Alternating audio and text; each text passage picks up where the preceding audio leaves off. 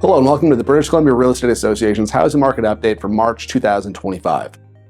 Strong momentum from previous months came to an end in February as uncertainty from the threat of tariffs made some potential buyers more reluctant.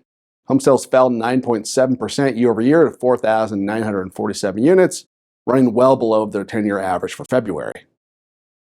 Listings activity remains very strong, with active listings rising nearly 28% from the same time last year to just under 34,000 total listings. February's numbers contribute to an overall accumulation of inventory over the past 2 years, leaving the BC housing market in a more balanced position to absorb demand in the future. A well-supplied level of listings coupled with weaker sales activity brought the provincial sales to active listings ratio down year over year. Nonetheless, the sales to active listings ratio continues to trend near 15% on a seasonally adjusted basis. However, if the housing market exhibits similar behavior in subsequent months, we could see this ratio fall, creating more downward pressure on prices. Cooler sales activity led to an average price in February that was down 2.4% year over year. While most markets remain balanced, the impacts of global uncertainty disproportionately affects the province's more expensive regions, the sales composition shifting away from the lower mainland.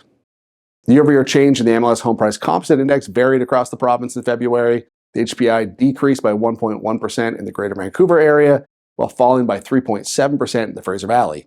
Conversely, the HPI increased by 3.5% in Victoria, was up by 2.2% in the Vancouver Island Board area, increased by 2% in the interior, and increased by 0.4% in Chilliwack. Now let's take a look at market conditions around the province.